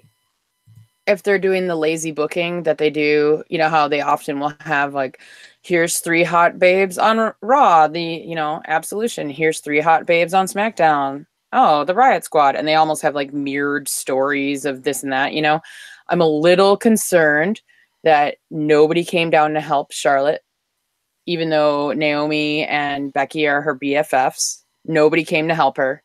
It's not like they couldn't. Becky Lynch, she was on Twitter and she left a tweet saying that she was in catering eating, and when she got I saw a video and she was like, I don't know what was happening. I was sitting there, I had a dark match and I won the dark match. So I was feeling all good. And then all of a sudden, next thing you know, these girls come through, the Iconics. I don't even know who they are. And then Charlotte was all beaten down. And Carmella, all of a sudden, Carmella's money, and I was like, oh my God, Becky, please, please, please, please, please tell me you were busy eating or doing a workout, because she's always working out. Becky's like, so please. Oh yeah, she's a Babosaurus Rex. But she was like, yeah, Charlotte. It was kind of surprising to me that nobody came to Charlotte's aid, and neither did Naomi. It's not like she got beat up by Natalya. They definitely want to keep Charlotte her own entity, and for sure. That I think they need to keep it separate. All the weeks leading up to Mania, they pushed the Royal Fire Glow BS. You know what I mean? Where it was like Becky and Charlotte and Naomi would help each other against the Riot Squad, and then all of a sudden these two newbies come out and nobody's there to help Charlotte. So I think that's kind of an interesting thing just to keep an eye on, see if that pot's simmering on a different burner. You know what I mean? But you know what though, it could be that if the superstar shakeup, they probably don't want to make any alliances right now, right? Because maybe next week, maybe the Iconics will move over. But that's a very good point. But that might be why, right? Like we don't want to really start any major things. But yeah, at least it should have been like the whole locker room coming out or something. We'll see. Yeah. And can I say my spoiler alert creepy fangirl theory? I was looking at WWEshop.com because that's what I do. And I noticed that on Monday, while I was watching Raw, it wasn't up there Sunday, but on Monday, they put up a new Carmella t-shirt. And in my heart of hearts, I said, if this bitch, and guess what? Creepy fangirl on WWEshop.com was right. It was not there Sunday. All of a sudden, it was there Monday. Brand new Carmella shirt. I saw they took off all the Roman Reigns shirts, Pat. Yeah, I can't believe it. You know what? But that's all right, though. And 90% off. The big dog will have his day. That's all I gotta say. And with each Roman Reigns purchase, you got an Eva Marie Funko Pop. Oh no! Well, hey, Eva Marie speaking of lack thereof Funko Pops, let's talk about the unnecessary match between Bobby Roode, my love, Rusev, my other love, and the person I don't give a shit about, Randy Orton, fighting to be the number one contender at the greatest Royal Rumble for the US title match. They're not fighting at Backlash? And do you think they're gonna give a damn about the United States title at Saudi Arabia? I know. Okay, that was the first thing I thought about when this dumbass match happened. And Yeah, of I think course, they're fighting at They fight at Backlash. Backlash? Yeah, because they were playing it off. Yeah. They were playing it off about how Orton lost to Jinder when what do you call, at Backlash last February or whatever. yeah, February, March, whatever. It was. Okay, you know what? I this is what I think about the whole. While we're talking about it, the greatest Royal Rumble ever, this would be perfect for Roman Reigns. Those fans don't give a shit about Roman Reigns. This is probably the first time they've seen wrestling since Hogan in 1984. Okay, Isn't Roman going against Brock again for the title there? yes, and I have a funny feeling Roman's going to get it there, and this will be the whole. Now the crowd's going to cheer. There's not an American crowd. There's not a UK crowd. There's not an NXT crowd or anything like that. So we're not going to have any worries about that. We give him the title over in Saudi Arabia. Hey, he kind of looks like one of them. Might as well. They'll look at him. racist. Oh my God. I didn't mean it like that. But Roman Reigns is dark skin, long hair. They're going to look at him like he is one of them, and he will get cheered. That's racist. Now, if Roman Reigns gets booed in Saudi Arabia, you might as well just go sign with Impact. There's nothing that's going to save you. But yeah, that's my 2 cents on that. But yeah. Oh my God. Okay. So, well, you know what? Randy Orton. What is that? I don't even know if I said this. Well, Simon's playing offensive music. Yeah. Randy Orton defeated everybody in that match. So I guess we'll see what happens. I don't know. Again, that whole match was a piss break, and we'll see what the fuck happens. We're gonna close out though. I don't think that sentence makes sense, but I don't care. We're gonna close out SmackDown with a pretty amazing match between AJ Styles and Daniel Bryan. And though it was an amazing match, it ended in a no contest because my favorite, my love, my current top of the line, it's number one in my book right now, is Shinsuke Nakamura. He interfered, giving I thought I know one low blow for sure, but there might have been more. There was a uber dramatic like go Power Rangers, like when they put their fists up like that. It was like that in AJ's crotch, like where AJ basically birthed Shinsuke's arm, and then he Kinshasa'd him, and then he did another low blow. Oh, that's right. Okay, yes. So amazing. I loved every moment about that. I loved every moment about this match. It highlighted their 3 top tier wrestlers. It was a good way to close out a post SmackDown WrestleMania type of show. It could be a good program starter, Yeah, on the scale of, if we go back to the original episode of our podcast, it's a 4 Baron Corbin hairlines out of 5, I would say. Which is a good thing for anybody that's tuning in. Yes, if you're new to the I don't podcast, think his hairline is a good thing, but that's Danielle's thing, and I think we're gonna have to change it to Bobby Lashley eyebrows. But oh yes, okay, I agree to that. Real quick though, I forgot to mention on the Google Doc here. Yeah, Shinsuke's backstage segment with Renee Young. Well, the best promo I was trying to be polite and let Danielle finish. But I was going to say the only thing that was better than this match was the promo that followed. Yes! I actually thought it was phenomenal, and AJ wasn't even anywhere near it. Hold on, yes. I didn't see the promo. What happened? Great Market Ivan. What happened? Oh my gosh. Okay. Yes. I think Simon needs to deliver this information. It was the best promo, which again, it was part of my inspiration for the wine picking for this week, because is it called deplorable? Because I feel like Renee said that like 7 times.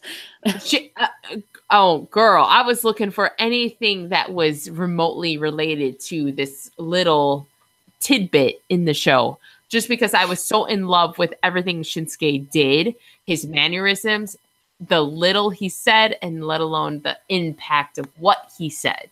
Let's see. You guys, let me know. I'm hoping the quality of this will be good. Listen. Shinsuke, a lot of people are calling your attack on AJ Styles reprehensible, a heinous act, and at the very least, poor sportsmanship. After so many years of anticipation, why would you tarnish your dream match? Renee, I don't know what came over me. Maybe I got too emotional. I'm very, very sorry for what I did to AJ Styles. And of course, he's making faces and winking at the camera. Yeah, he's the best. Please, can you give me an answer why you attacked AJ Styles?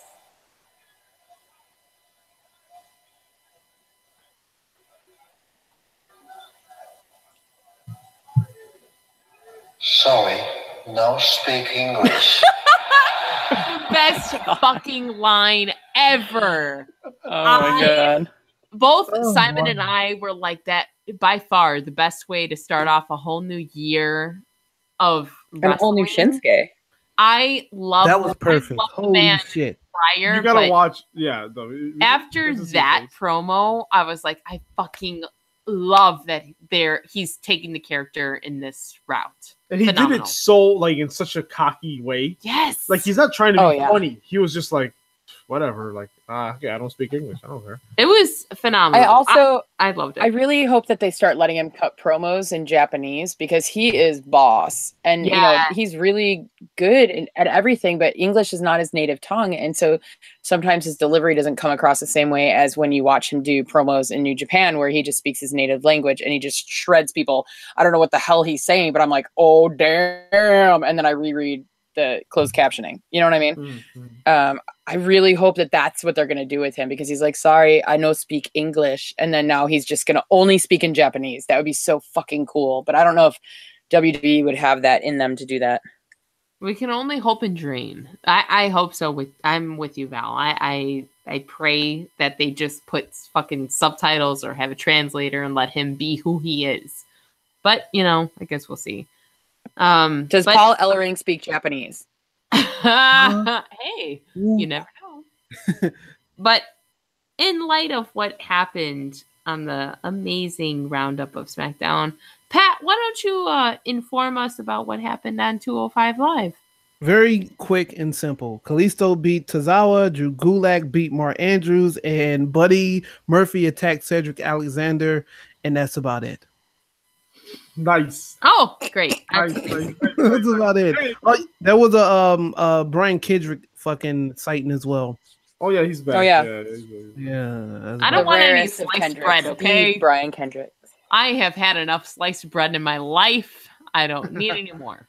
Yeah, that's all that happened on 205 Live. Just nothing crazy. Just a regular match. Regular matches, as I just said. Nothing. Who do you think is going to be? Is Buddy Murphy going to be pretty much the number one contender? I would hope so. Shit, he's been killing it. So then today we had NXT. Now NXT was a recap show, but they still had two matches. Now this was whatever was filmed.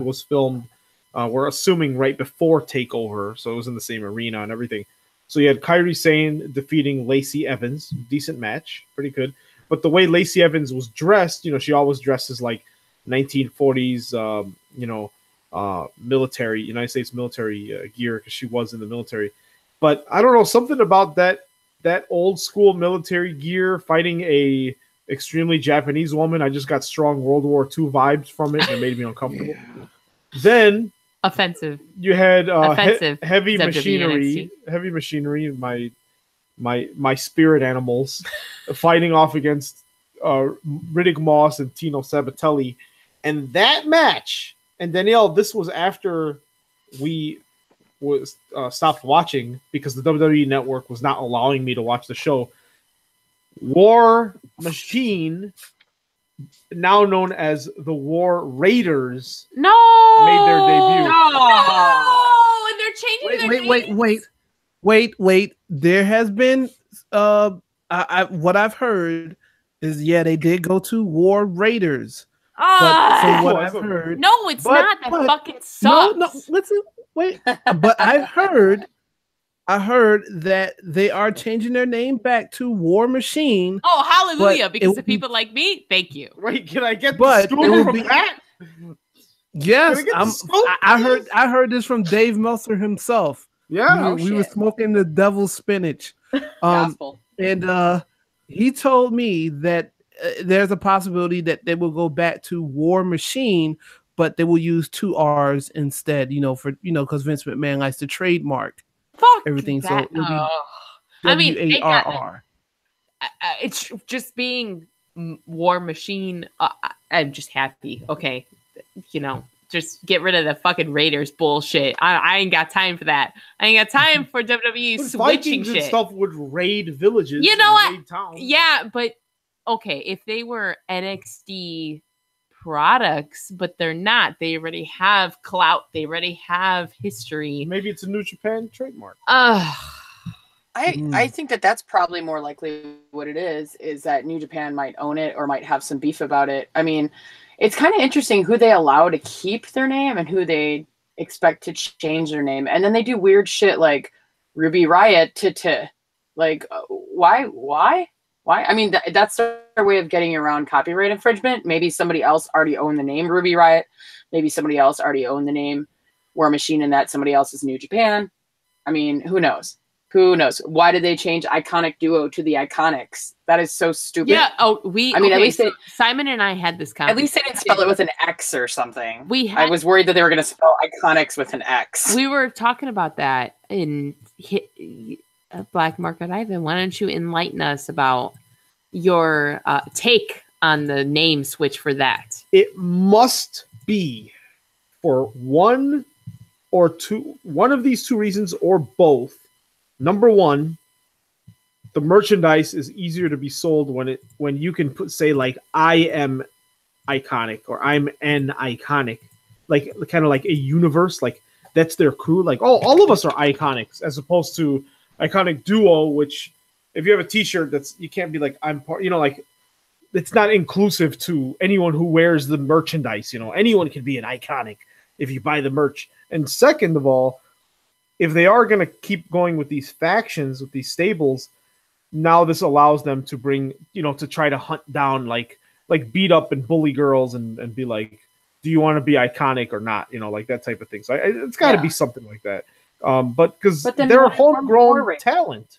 So it's not like Iconic Duo was from a different, company. So that's like, why would right. But it could have been something like some weird rockabilly band is named Iconic Duo. True. Or something like that. And they were like, yo, WWE, cease and desist. How about some of your own medicine? I mean, who knows? Or maybe the Elite went crazy and bought all the trademarks to everything. And then they were like, sorry, bro, pay up. How do you think we're going to bankroll all in? Good. I actually would hope and encourage that they would do that. So what are we throwing? Who or what from all this week of wrestling?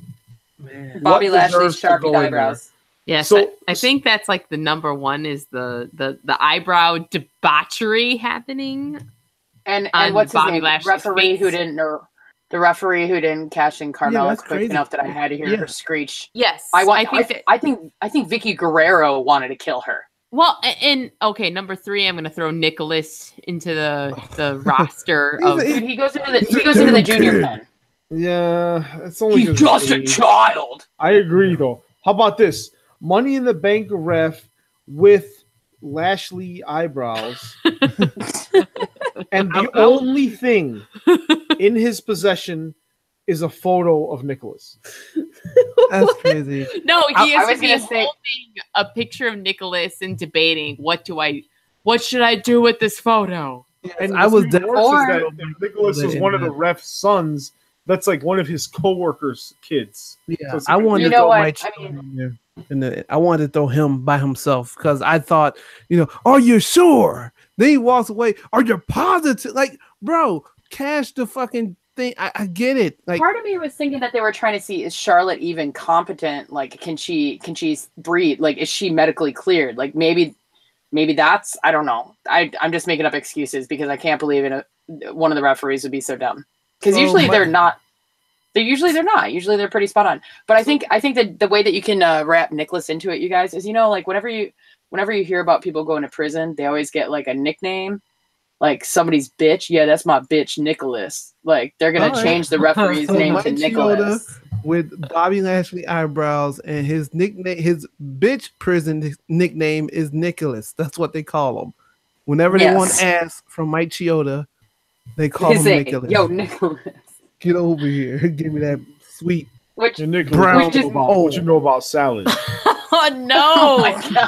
Okay, I agree with this nomination. This full title. Simon, can you read off the actual inductee? Oh Jesus fuck! Of the Chicago Penitentiary. So was it Mike Chioda? Yeah, Mike Chioda. Yeah, Mike Chioda with Bobby Lashley's eyebrows. Yeah. Yep, Mike Chioda, aka Nicholas. But it has to have 2 S's. Nicholas. Yeah. Because it's WWE, clearly. Yeah. So Riot to War Machine. Nicholas is the. And that way we're not creeping on a 10-year-old. Yeah. Yeah. Hey. Someone goes up to the ref, aka Nicholas. Hey girl. I like them eyebrows. Oh no. Do you draw them on yourself? Give me that brown hole. Why don't you? Oh, Whoa. That escalated quickly. hey, why don't you come in my cell and show me how to get them eyebrows did? I'm gonna put these hands on them eyebrows. I'm gonna wow. beat that face with some good eyebrows. Yes. Holy shit. Yes. So Mike Chioda with the I'm gonna make you Bobby tap Lashley. out, boy. I'll submit. Oh my god. So yeah, that's what I'm throwing up in there. That's I think that's we've all come to an agreement. That's who should be in the Chicago Penitentiary.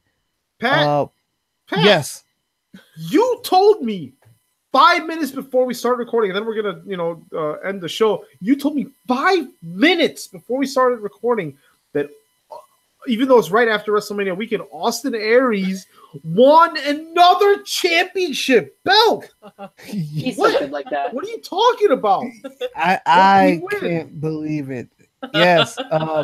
Austin Aries, he won the 7th man tag team New Orleans Jambalaya Cup in New Orleans. Oh man, he's so good. I can't believe it. He won it by himself. Pat, tell me what the belt looks like. It's a bowl of rice. No jambalaya. No meat. It's just rice. Yes. Actually, the belt is made out of rice. Oh my god. Rice. That's good for his vegan lifestyle. Yes. It's amazing the things that they can do for meat alternatives these days. That's crazy. Is it true though that the match he competed in, it was not called a tornado tag team match, it was called a Katrina tag team match? No. Too far. My dog is running away right now. Just yeah, I don't know about that one. I will say, I'm going off of Dave Meltzer, dude. You can. All right, I will say, yeah, he did win the 7th man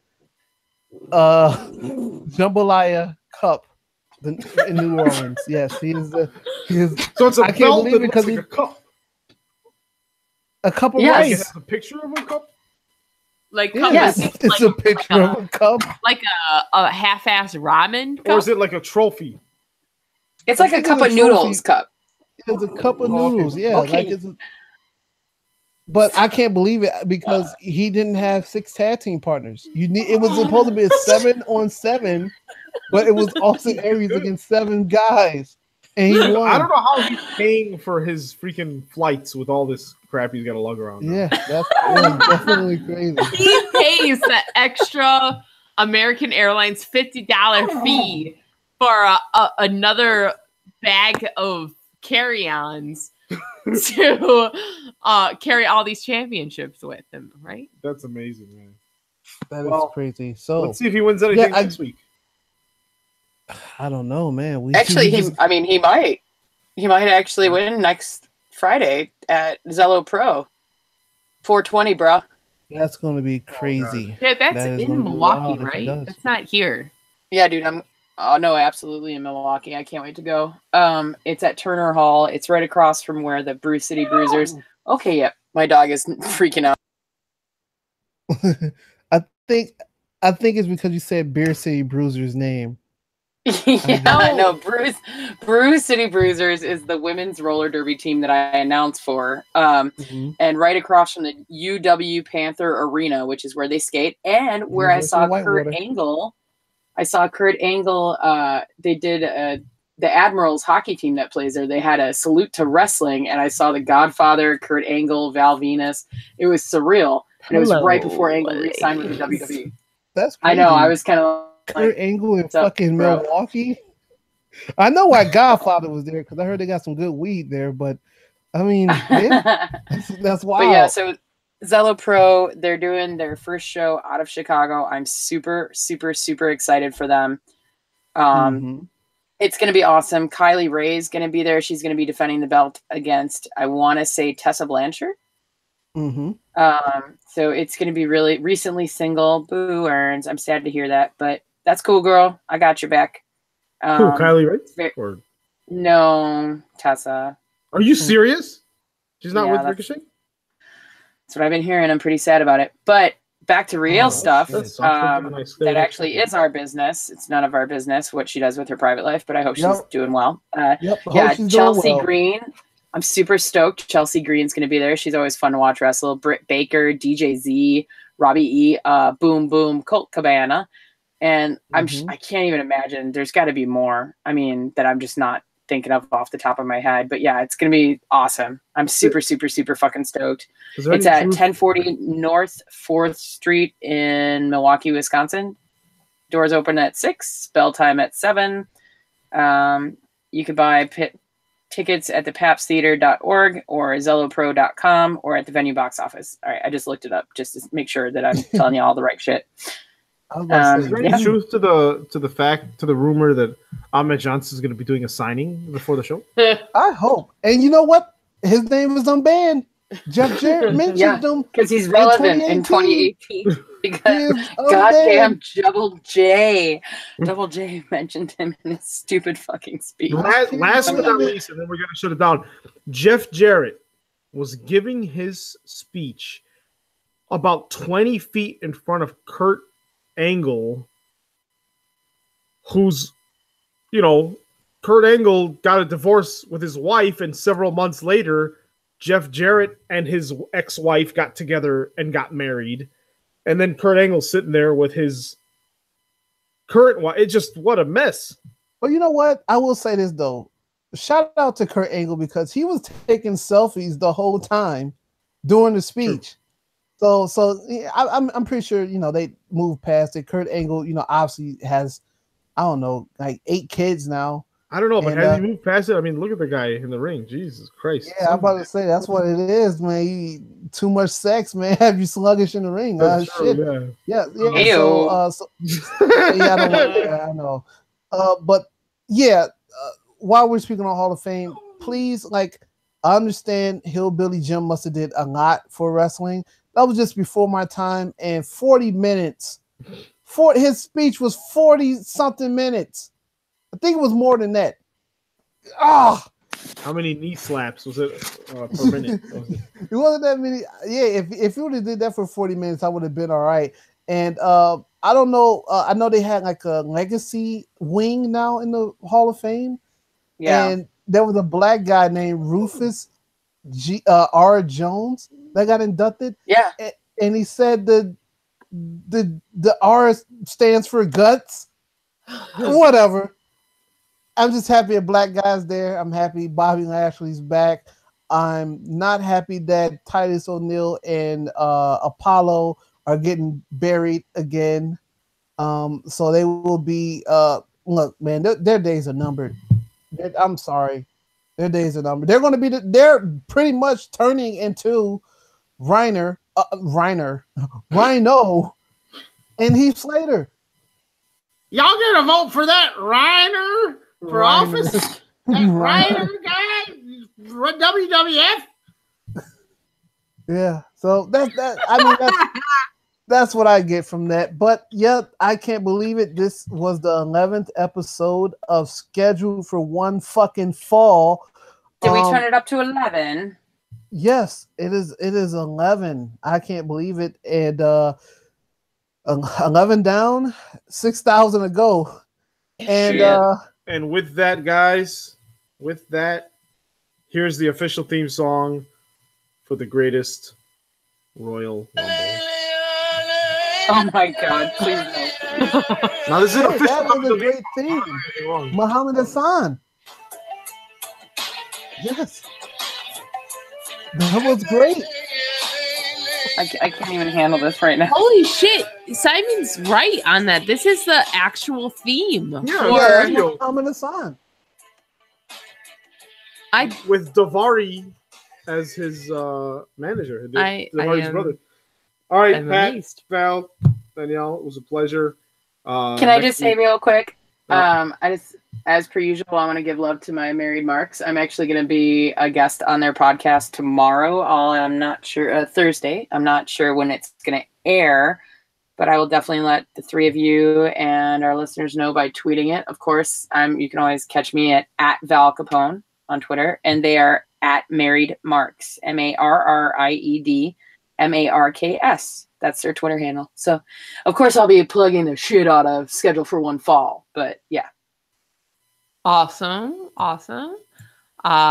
You can find me on Twitter at Viva Danielle, all together. VIVADANIELLE. I only will accept positive feedback. All the negative feedback can be slid into Patrick Pryor's DMs. So that's where you can find me at.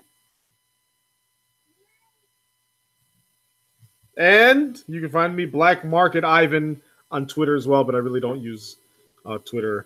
But you could send me nasty stuff as well. Pat seems to have disappeared off the internet, so I will play us off. Guys, have a wonderful week, and we will see you for episode 12. Goodbye.